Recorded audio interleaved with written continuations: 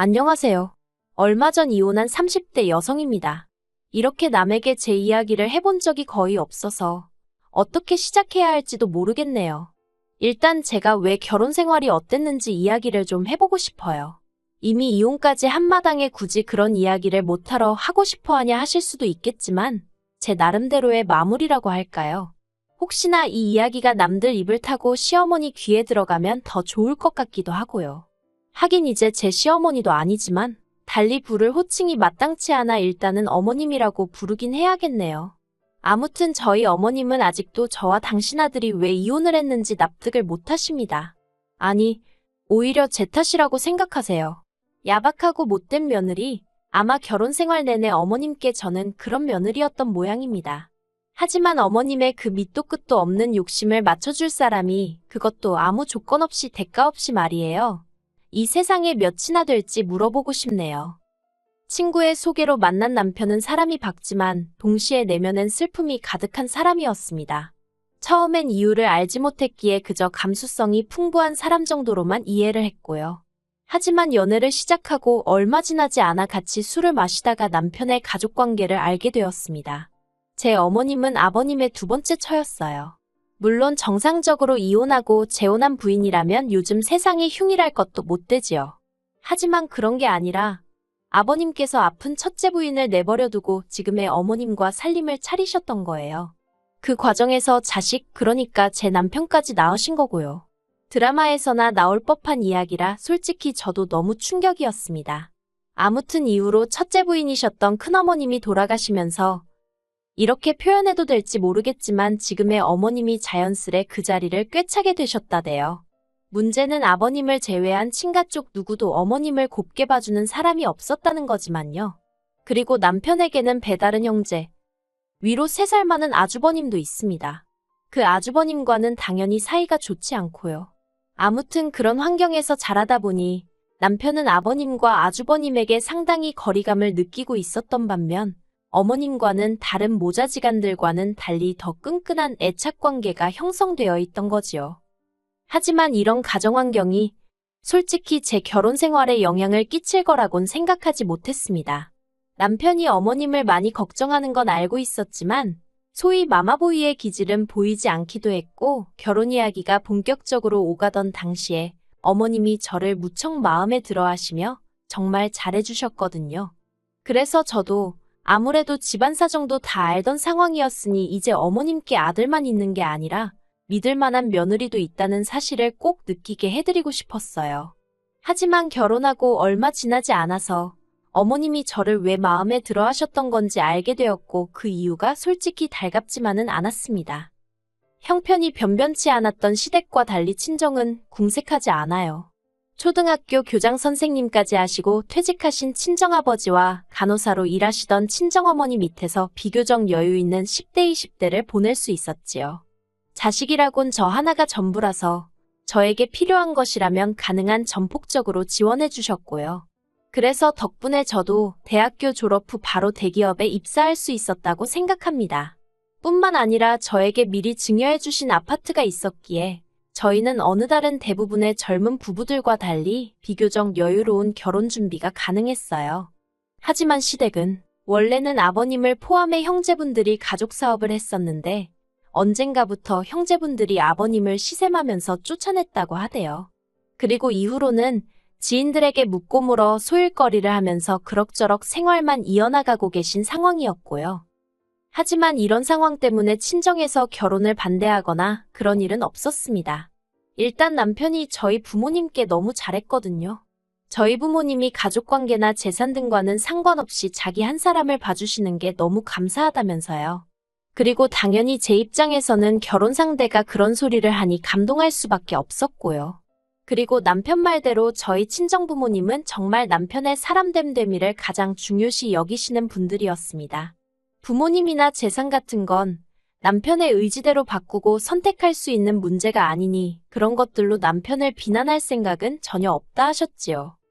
그렇게 저희 두 사람의 결혼에 대해 정리해보면 저는 집을 해간 셈이었고 남편은 현금 3천의 혼수를 들고 온 상황이었습니다. 그리고 저는 제가 손해를 봤다면 손해를 본 거지 절대 어느 면에서도 득을 봤다고는 생각하지 않아요. 심지어 앞으로 벌어올 기대 수입을 생각하더라도 남편이 다니고 있던 직장보다는 제가 다니는 직장이 비교도 안 될 만큼 구조적으로나 재정적으로나 탄탄한 상황이었으니까요. 그리고 저는 맹세하건대 마지막에 남편과 정말 할 말 못할 말이 오가던 그때를 제외하곤 이런 부분들에 있어서 유세를 부린다거나 생색을 낸 적이 없습니다. 앞으로 서로 노력하며 열심히 사는 게 중요하지. 누가 뭘 얼마나 해왔고 그런 걸 따져서 뭐 하나 싶었지요. 그런데 어머님은 그런 저를 기특하게 봐주시는 게 아니라 오히려 더 받아낼 궁리를 하시대요.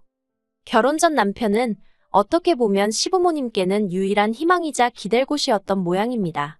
아주버님은 아버님에게 배신감이 든다며 명절이나 아버님 생신같이 어쩔 수 없는 경우에만 예의상 얼굴을 비출 뿐이었지 맞으라고 해서 크게 무슨 역할을 하는 건 아니더라고요. 그리고 저는 몰랐는데 남편은 매달 어머님께 50만 원씩 용돈을 드리고 있었어요. 아버님도 모르게 말이에요. 제가 그 사실을 알게 된 건 결혼하고 2달째 되던 때였는데 어머님이 저희와 식사를 하시던 도중에 이제 며느리까지 받는데 용돈이 느는 게 아니라 어찌 줄었냐며 물어오셨기 때문입니다. 하지만 더욱더 저를 힘들게 한 건 어머님이 저에게 기대하신 게 단지 금전적인 것만은 아니었다는 사실이었어요. 어머님은 제가 친정어머니와 뭐라도 같이 하는 꼴을 못 보시더라고요. 한 번은 친정어머니와 미술 전시회를 보고 근처에서 점심을 먹고 있는데 어머님에게 전화가 걸려왔습니다. 너 어딘데 전화를 이렇게 늦게 받니? 지금 친정어머니랑 같이 있어요. 사돈이나 너나 팔자가 상팔자가 따로 없구나. 나는 이렇게 찌는 집구석에서 혼자 있는데 너 그러고 밖에 있으면 우리 아들 저녁은 언제 준비하냐? 민석 씨도 지금 친구 만나고 있대요. 저녁은 먹고 온다고 하더라고요. 너가 그렇게 싸돌아다니는데 우리 아들이 집에서 밥 먹고 싶단 소리가 나오기나 하겠니? 너도 그만 집에 들어가라. 그리고 이후로도 친정어머니와 있으면 어머님은 그걸 어떻게 귀신같이 아시곤 전화를 해서는 잔소리를 하시기 일쑤였습니다. 그래서 언젠가부턴 저도 거짓말을 하거나 전화를 받지 않거나 솔직히 시어머니와 며느리의 두뇌 싸움도 아니고 이게 뭔 짓인가 싶대요.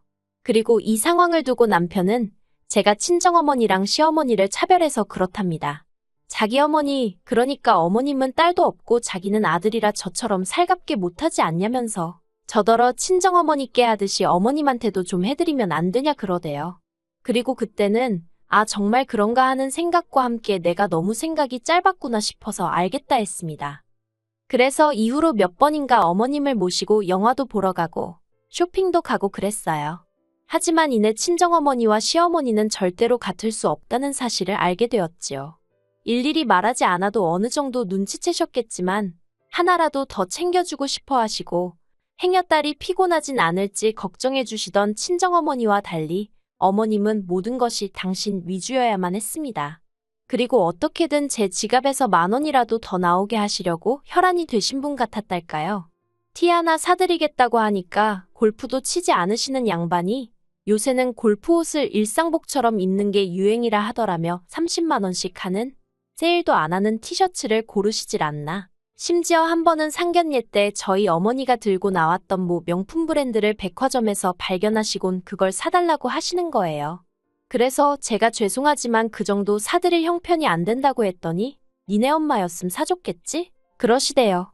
저도 결국 그때는 순간 짜증을 참지 못하고 저희 친정어머니셨으면 당신이 사서 저에게 선물로 주셨을 거라고 한마디 쏘아붙였습니다. 하지만 이런 문제를 떠나서 제가 정말 화가 났던 건 얼마 전에 있었던 일 때문이었어요. 곧 다가올 친정아버지의 생신을 앞두고 저는 여동생과 상의 끝에 아버지 차를 바꿔드리기로 했습니다. 둘이서 원래는 가족 넷이 어디 멋진 나라로 여행이나 한번 가보자면서 10년 넘게 적금을 붓고 있었거든요. 그런데 막상 여행을 가려니까 친정부모님 두 분 다 외국 가는 게 내키지 않는다 하시면서 이제 두 분 다 시간도 많으니 국내 여행이나 천천히 다녔으면 좋겠다 하시는 거예요. 그래서 그러면 어떡할까 하다가 친정아버지 차가 많이 낡았으니 그걸 바꿔드리는 게 어떻겠냐는 이야기가 나왔습니다. 참고로 저희들이 모은 돈은 4천 남짓이었어요. 그리고 저는 이 이야기를 남편에게도 했습니다. 솔직히 저와 남편은 생활비는 거의 반반 부담이나 다름없이 지출하며 생활하고 있었고, 시댁에 30만 원씩 매달 나가는 용돈을 제외하고도 남편이 저 몰래 어머님을 위해 이것저것 챙겨드리는 걸 알고 있었지만 저는 따진 적이 없거든요. 그래서 친정아버지 선물이 결정되었을 때 저 역시 굳이 숨길 이유를 느끼지 못했어요. 남편이 따지고 들 거라고 예상도 못했고요. 그런데 이게 웬걸. 남편이 그 큰돈이 어디서 났냐면서 계속해서 부럽다는 말은 하는데 그게 굉장히 부담스럽게 들리더라고요.